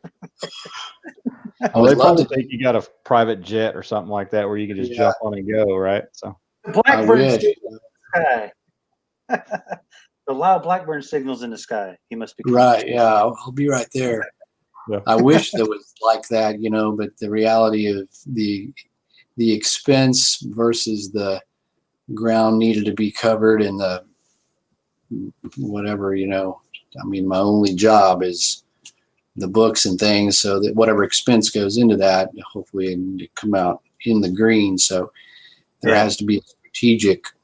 But the good thing sometimes where there's been conferences and conventions that want to have me, then I can usually work that into something. So I can kind of piggyback a lot on something. Yeah. Or a band outing or something where I can kind of piggyback that and make 2 into 1, and I can run over here and check out whatever I'm looking for. That helps, you know, to kind of combine it. Yeah. Utilize your time. But Lyle, people in the north expect you to wrangle a Mothman and ride him flying on top of his back into their nearest city to stop. I know. I would totally do it. I would totally do it. I know you would. I'll hunt whatever muscle. You know, I was recently on a show called Buried Worlds. I've never even seen the episode, but they had us go on a hunt for something called the Grunch in kind of by New Orleans. Now, I thought I was there to sort of give some back history, sort of an urban legend meets like kind of a cryptid, but you know, it's a little more urban legend to me. But yeah, I get there and it's like, oh no, we're going out. I went with Don Wildman, you know, like the host of I've heard Mysteries of the Museum or something. So we go on this hunt for this Grunch or whatever. I'm like, what am I doing? I guess I'm willing to hunt whatever is creepy, but I still haven't seen the episode. I may have to look it up. So. I don't know if I want to. That's the thing. I was like, I remember what I did. It seemed cool, so I'll just leave it at that. Yeah. That's awesome. Oh my God. Did we run out of questions? It looks like. I guess I don't know. Yeah. Where's everybody? Kind of petering out. Yeah, may have fell asleep on us. It's past everyone's bedtime. I guess. Yeah, we're big on the East Coast, Lyle. We're big on the East Coast. Oh, I got you. Yeah, because it's like 1 hour. It's late ahead. out there. Yeah, we're huge. So. Snack hunt. Oh, I think Opal, what did you ask me before? I know there was a question and I did not get to that. Oh, try this way. Oh, well, I mean, that's a hard one because everything is just really cool in its own way. But I mean, of course, you know, the Boggy Creek area is my favorite place of all, just simply because of the ambiance and the effect that's had on my life, and researching the book and how many people I've interviewed that have had encounters there, not to mention how cool it is with the swamps and the woods and everything it has to offer. So that's my all-time favorite. It will never be toppled from number one. But, you know, Caddo Lake in East Texas is another one that I really love. Okefenokee. I love going out to Florida. Just the terrain's different. The mountains of Oklahoma, the Ouachita Mountains, that's one of my favorite places, and another place that has a good history of Bigfoot sightings. So just so many really good places. But my number one is Boggy Creek. Yeah, I always thought that the double POW was reading The Beast of Boggy Creek, your book, and then watching the Small Town Monsters doc where you're narrating. It was just like, I did that all with like 1 week. And I got the full Boggy Creek experience. Yeah. I'm moving there. I always want a second home there or something. But I know, right? Maybe Keith Crabtree will let me build a treehouse in his backyard or something. Yeah, there you go. He builds those bird houses. Just build a little bit bigger one, and you could live in that. Yeah. I need Wi-Fi. He'll be. I think he'll be in Mena, won't he? We can ask him. Yeah, he's going to be in Mena. We're gonna convince Keith to let us cast his track. Yeah, which I think would be fun. You compare that to the other Bigfoot cast and make sure there's no confusion there. Yeah. I know, man. That dude is strong as an ox. I'll tell you that, because last time I was in Falk, he brought a trailer full of firewood and pulled it around to our site. And he's like, "Get some firewood." I was like, "Oh, okay." So I get up there and start chunking wood. I'm grabbing, 2 hands. I'm not a little wimp. Grabbing 2 hands. I'm chunking wood, and Keith's just grabbing like one-handed and just throwing it over the trailer into the pile. I was like, "Oh my God, this dude's a monster! Look at this guy!" Wow, I could stop watching him throw wood. That's why I guess he was hired to play the part of the creature and I'm saying part of the movie. Yeah. It's awesome.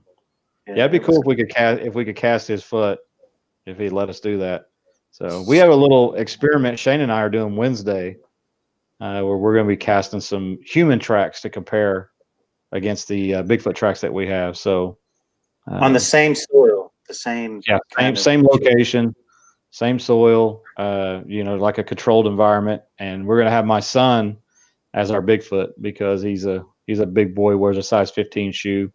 And so we're going to have him, and he's a heavy dude. He's a big guy. So we're going to let him run across this Oklahoma mud and leave what kind of impression he can, and then cast them with some. And also, and I probably didn't tell Shane, but we're going to bring, other than plaster, there's another product I've been wanting to experiment with. So I want to bring that so we can go ahead and sample that while we're there. And then it'll give us a good side-by-side comparison, what we know is a human versus what we think is Bigfoot. So, well, I mean, we're also just trying to prep ourselves for Jefferson, because I know Cliff is going to want to, we've already talked to him. He wants to see these tracks, and we've got tracks that are in sequence. It's not just this one from this day. We have sequence. We kind of wanted to cast human sequence tracks, the same mud, the same environment, and just see how that compares what we're seeing out there. So I think it's a great research test. I guess that's really good to do, because a lot of people show me tracks that look very much like human tracks, so it would be good to have a track that you actually cast. So then you're looking at cast versus cast, and you can get a real good idea of this is how a human print would come out if you cast it. I've seen, we found some tracks on the Sulphur River once, but a couple of them look like, oh, look at this. And then the more we saw, more like, yeah, somebody was barefooted out here. It was kind of cold, which is weird, but they were definitely human tracks. You could see the arch and stuff, but you just always got to be discriminating between the two. Yeah, and my son has a really weird. He's a real flat foot and a really wide foot. So I think it's going to give us some pretty good definition. So that's going to give us a really good comparison. Yeah, and that's what I'm hoping. So, and he probably thinks this is going to be ridiculous. He doesn't know that that's what he's doing. Oh my God! I didn't know that. Yeah, if I tell him, he won't do it because Bigfoot is just silly to him. But yeah, he's like, oh, I'm not hearing that. But once I get him there, you know what I mean, and I pull my gun on him, he's going to do it, right? So it's like, it's like, you're here, son. It's time to do this now, or you ain't gonna make it back. Because resort back to earlier, I left a notebook on my nightstand that said, get life insurance on son, and I did that 65 days ago, right? There's the trailer. When I'm writing the book about this, see, I'm like, he left this note. Exactly. No one can imagine why. People are going to think we're something wrong with us, and they'd be right. So it's okay. It's true. This is true. See, Opal sounds like a cool idea. So that's what I'm talking about. Yeah, see, she's always backing up these good ideas. We'll see how it goes. So it's worth a shot. You just have to think outside the box and do some really weird testing type stuff to compare to what you're finding, because we're just, every time it's just like, oh my God, what are we looking at right now? We've been so lucky. We have been. I want to say lucky, and then also I don't want to downplay it, because we do commit a lot of time to it. So it's not like every time it's not like we've been there 4 times and we found 4 trackways, right? We've been there. Yeah. 98% of the time, we're not going to find nothing. Yeah. No way. Yeah. And we don't ever post that on Facebook or anything like that, so people just think, man, they found another trackway, like, well, we didn't tell you the last 9 times where we didn't find a trackway, where we walked ourselves to death and come out there covered in ticks and everything else. God knows what else. But. And that's a good point, because some of it is I mean, I suppose there's some luck involved, obviously, but there it is proportion to having amount of time spent in an area that, you know, has potential creatures living in it. And the more you go there, the more chances are. But, you know, what you could do is even create like this little timeline that says date, you know, expedition, found nothing, date, nothing, found, date, heard howl. And when you put all that and somebody sees all that, and here was the track, and then 9 more times, then they go, oh, wow, you know, that's what it takes. Mm-hmm. All those other times where there was found nothing, heard nothing, because, you know, we all know those are the majority. Like a timeline would be cool. Yeah. That's a good idea, Lyle. We need a historian. We need a guy in our group that just will record events and times and say, okay, this is where we went. We could do moon phase, you know, calendar dates, location, and just keep all that in a log. That's a great idea. And what were the conditions? Because if you think about it, like in real, you know, wildlife biology, for example, if somebody was doing research in an area and they had a grant for 6 months, they would literally write down what happened every day, what conditions, or even if it was nothing. You know, we went, you know, spent time at this location, saw nothing, you know, before they ever saw whatever bird they're looking for or whatever creature.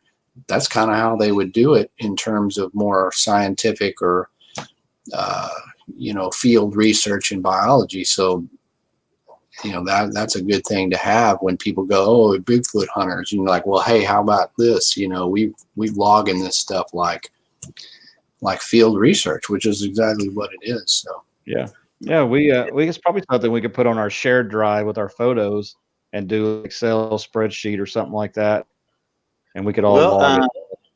Since I've purchased a new machine here, I use my old Mac as the field machine. I've cleared it of everything. All it's doing is harboring pictures on it. I always back them up, but you know, all the dates are time stamped on there and whatnot. So that could easily be done to, you know, do a spreadsheet or some kind of data set.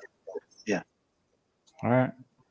We'll call it the Lyle files, since you gave us the idea. So the trademark. Very historic. I'm going through the Lyles right now.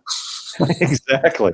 So we'll give you credit for that, since you gave us that great idea. So glad to help out. The photos will be black. All the photos are black. There you go. All the photos are black. Photos are black. Yeah. That's awesome. We'll eventually put all this into a movie, and we'll let you narrate it for us. So it'll be great. So. Lyle's a narrating dude, man.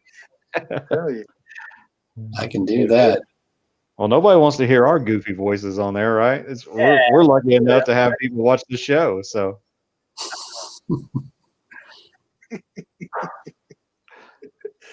Oh man, I know, it's crazy. Awesome. That's what we do. Yeah, that's it. Absolutely. Hey, seriously, next time we're out there, man, we would love to hang out, hook up, do something to Falk. Yeah, it'd be great. Yeah. Hopefully we can hook that up this year. Maybe I may be able to get there even more, because it's not as much. Once I get past the album, then it's like a lot of times I'll kind of skip on most of hunting season. I've been going more even in the winter than I used to. I used to just didn't like the cold, but now I'm just where it's like there's been a lot of sightings in those months, and also there's no bugs and all that stuff. I'm just tired of ticks. Yeah. Oh, ticks and chiggers. I have no problem finding that stuff. Now I've had sightings of ticks and encounters with chiggers every single time. Yes. Mosquitoes. Tom, we were in Sabine. We were down the Sabine River, way down Louisiana, Texas border. And I'm like a magnet for mosquitoes. I'm being buzzed by mosquitoes. Tom's just standing there looking at me like, he goes, I think it's blood type or something. Nothing on him. and I'm just getting ate up. I'm like, what is going on?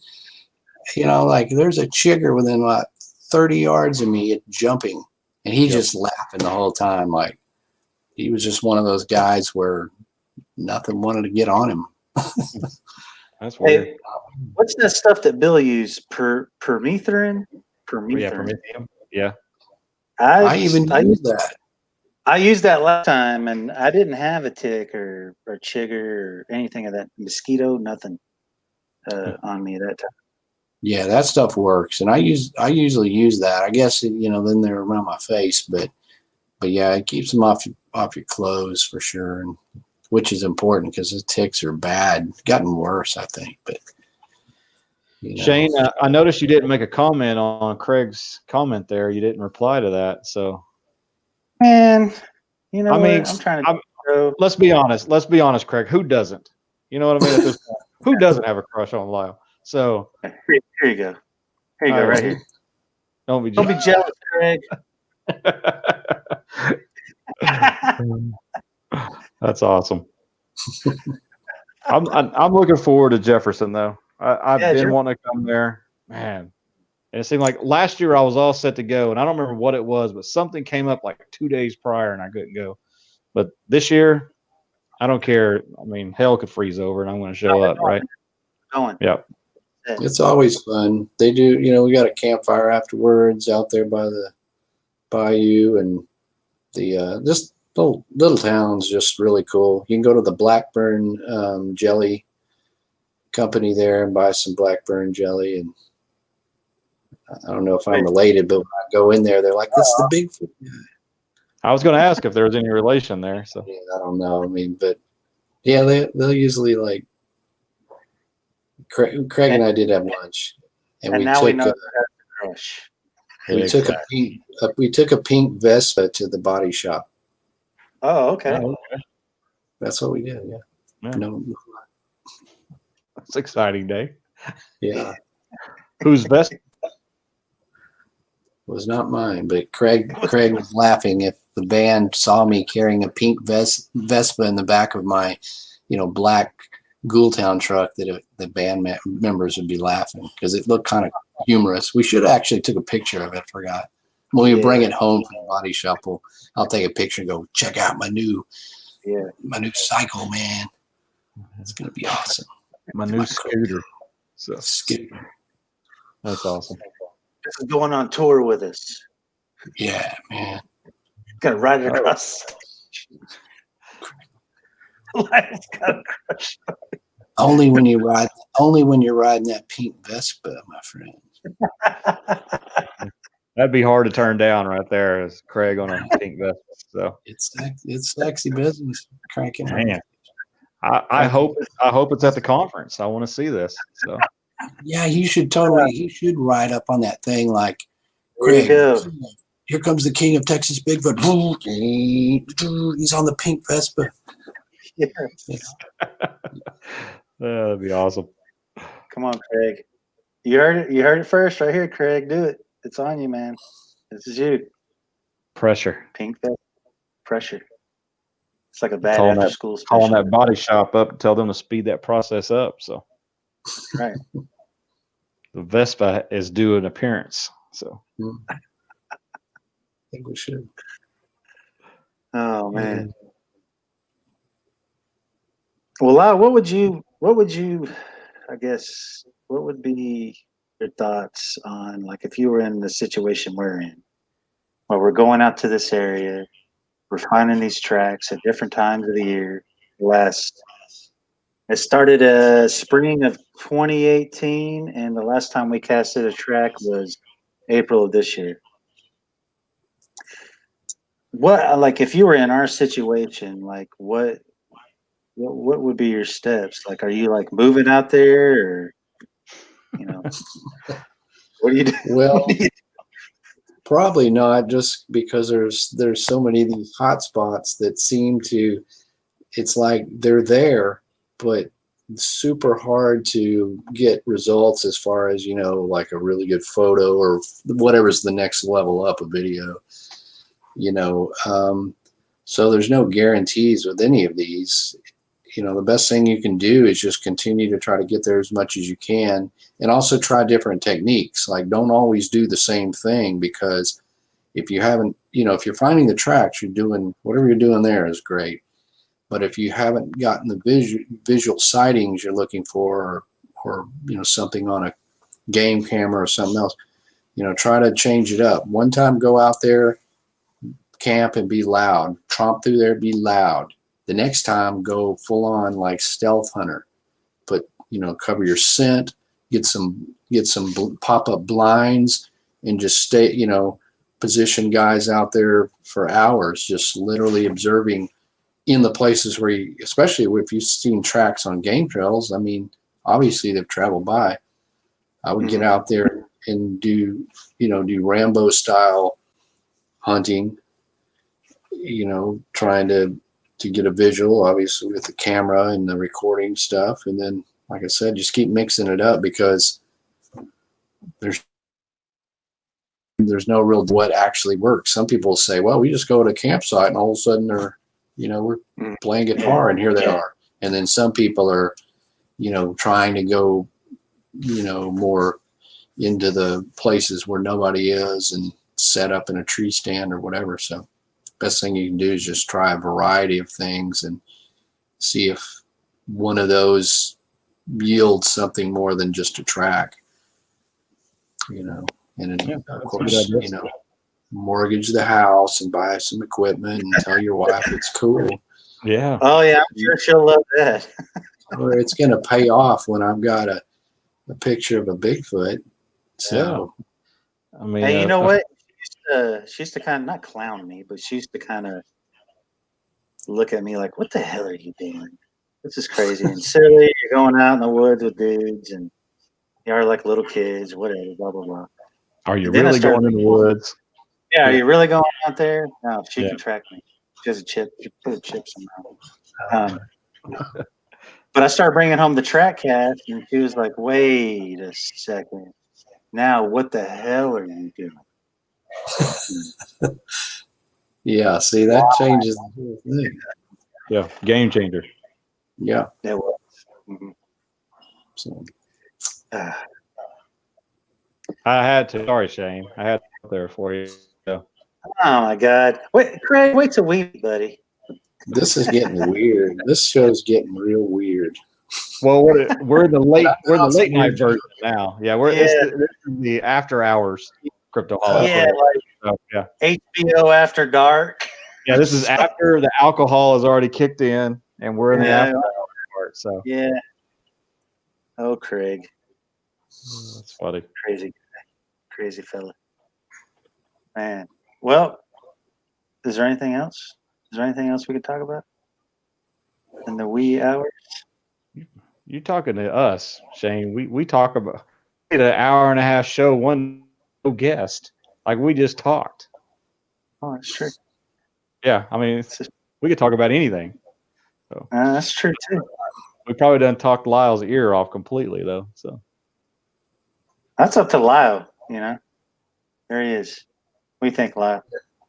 Oh, well, I mean, if you guys got any other pertinent questions, I'm happy to answer. Or otherwise, I pretty much have interviews lately every other day. So. Oh my goodness. Mercy. Well, I mean, we really appreciate you coming on, man. Definitely. No problem. Cool. Of course, man. Anything for you guys. I enjoyed it. We definitely appreciate it. See you out there in Jefferson, and you will bring Craig with you. I think I can convince him to come. He's a big maybe. I'll tell him how cool it is. But I hope everybody else shows up. It's always a fun conference, and we'll just do our best this year, given the weirdness, which makes them even more memorable, I think. Because remember that time at a conference where we had to wear masks or whatever? Yes. Yeah, that's going to be the hard part. So. Yeah. It's once you're kind of there in the spirit of it, it's not as hard as you think. I thought, this is going to be, but then you just like, we're all having to do, and then you go outside. I mean, Jefferson's, a lot of people hang out, before and after, and at lunch breaks outside, and you can spread out easily. You can walk over to the bayou over there. So there's opportunities to get out and get some fresh air. So it's a good setup. Cool deal. Yeah, I'm looking forward to it. Yeah, it'll be cool. So yeah, I look forward to seeing you guys there and seeing the latest, greatest on the cast. Yeah. Well, hopefully we'll have those the ones that we're going to do on Wednesday to bring with us, and we're going to gather up all the other ones from the trackways that we have spread out between the group. You know, Dustin has a couple, and Mr. Bill has one or two, and Tim Autry has one. Michael Waldy has one. So we'll see if we can't borrow those from those guys so we could bring the complete set with us and just lay them all out on the line. So, and I guess we lost Shane. So Yeah, there he is. There he is. Yeah. You know what? This happened last time, like around 9 o'clock. There must be some kind of governor. It's that dial up. That dial up. You start buffering, and then we lose you. So I heard your AOL kick on, and then we lost you. So, that old dial up. So, but yeah, we'll try to get the whole collection, Lyle, and we'll bring it to Jefferson and have some stuff that maybe some people will want to look at it. Maybe some people will want to talk to Shane and I's goofy self, and they will. I guarantee you, they love looking at casts and seeing, things like that. So you will have a long line of people that are ready to check that out. Guaranteed. If I had a way to display my hair sample without getting it contaminated, I would. But I don't know how I could bring that and display that. Yeah. I'll think of something. Maybe I can bring that. So Lyle, I just don't want to run the risk of it. A piece of my own hair, right out of my beard. Yeah, I don't know if I want to bring the white part or if I want to bring the red part. It just find one that's like in between, like. Yeah, I don't know. There's more salt and pepper nowadays, so I don't know. We'll see. So yeah. Hey, but all you guys watching, pick up Lyle's book. Buy the book. Buy the book. Definitely. Right. Yeah. Got mine. It's gonna be awesome. Well, I appreciate you guys. I appreciate all the plugs and publicity, and glad you guys enjoy the books. It makes it worth writing. Really, that's what I like the most is people enjoy it. So. Cool deal. Well, once again, we appreciate you coming on. So, yes, sir. All right, guys. Talk to you later. Right. We'll see you in Jefferson. Have a good one. See you later. All right. Well, that was fun. Check out Lyle, man. He wanted to go 2-hour mark. That's right. Man.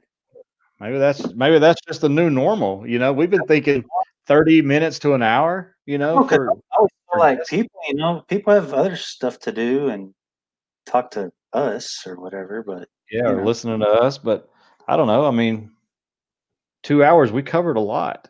So yeah, I think Lyle talked about stuff he hasn't really talked about before. Yeah, and that was pretty cool. Yeah, for sure. Yeah, a lot of awesome stuff. So, well, I guess we can end the live deal. So, like I said, we're at 2 hours and 3 minutes. So, I guess we'll who we got next? Do we anybody lined up for sure yet on a date?